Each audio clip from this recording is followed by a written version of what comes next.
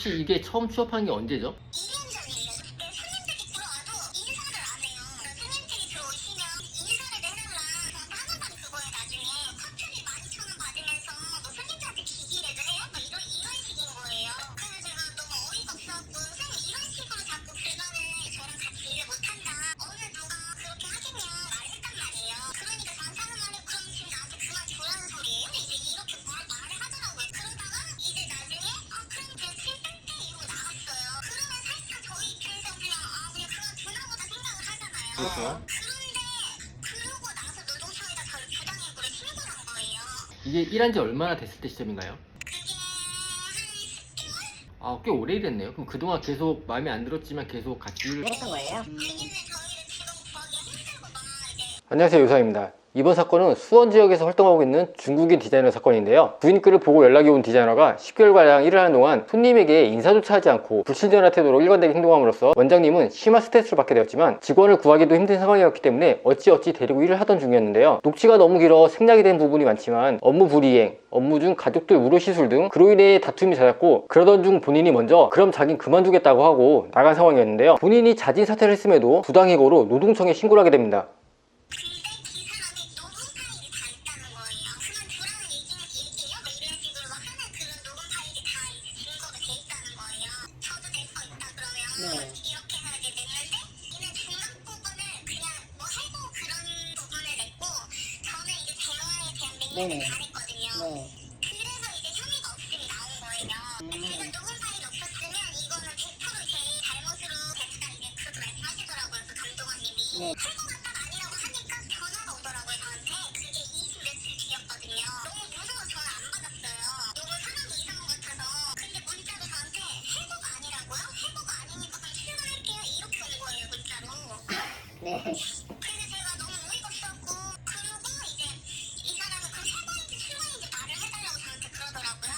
그래서 제가 그거를 갖고 경찰서를 갔었어요. 어떻게 말을 해야 되냐.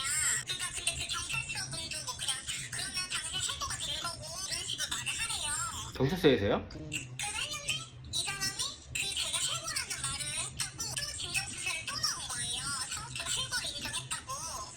해고라는 단어를 그쪽이 유인해서 제가 단어를 잘못 선택한 거라고. 그거는 해고가 아니라 자진퇴사 아니냐고. 본인이 그렇게 나가고 나서 왜 자꾸 나한테 덮어쓰려고 하냐고. 제가 그랬거든요.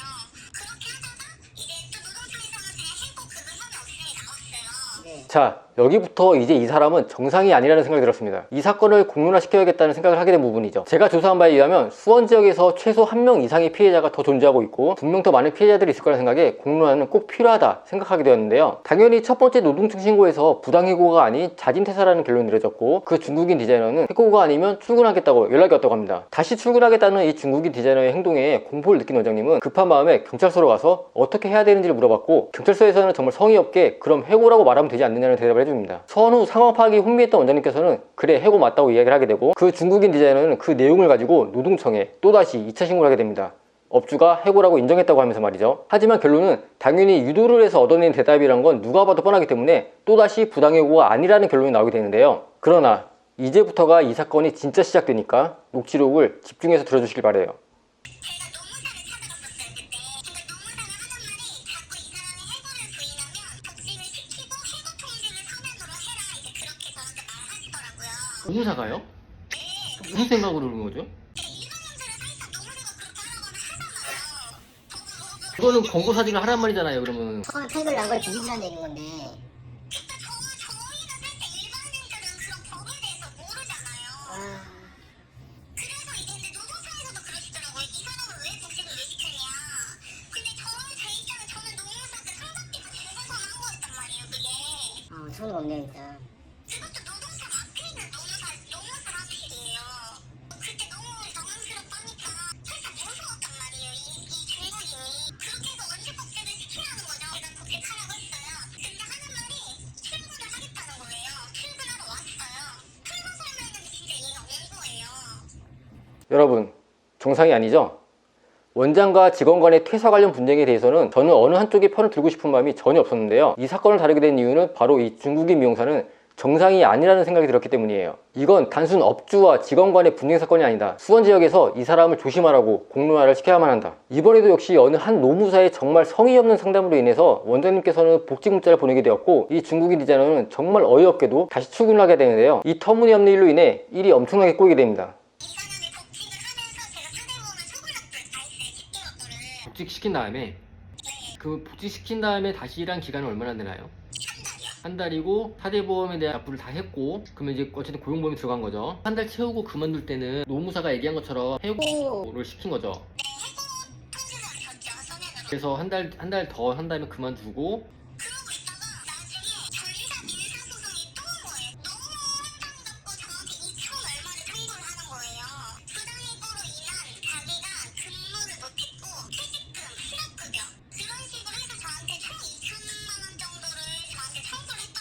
잠시만요. 일한 지금 총 1년이 안 된 10개월이라고 했죠. 그럼 퇴직후자는 그래서 말이 안 되고, 그게 뭔가요?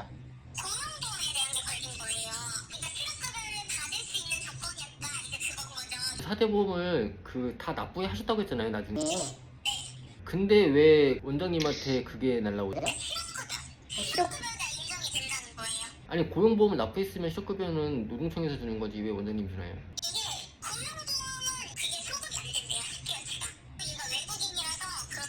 고용보험은 한 번에 낼 수가 없다. 그래서 실업급여를 노동청이 아닌 사업자가 물어라. 노무사의 어이없는 상담으로 인해 복직 후 권고사직을 시킴으로써 자진퇴사가 아닌 권고사직으로 인한 실업급여 대상자가 되어버린 상황이고요. 복직 후 사대보험을 전체 소급해서 한 번에 납부를 하였지만 외국인일 경우에는 F4 치료 자격과 같이 보용보험 임의가입 대상자이기 때문에 고용보험 소급 적용이 불가능하다는 걸 뒤늦게 알게 됩니다. 한마디로 외국인은 밀린 고용보험을 한 번에 납부할 수 없다. 바로 이거죠. 때문에 민사소송 중 이 부분에 있어서 실업급여 대상자이지만 업주의 고용보험 미가입으로 인해 실업급여를 못 받게 되었으니 그 금액을 업주가 물어주라는 판결이 나버리게 되는데요. 한 노무사의 정말 성의 없는 상담이 불러온 결과로 인해 너무나도 어이없게 상황이 전개돼 버린 거죠.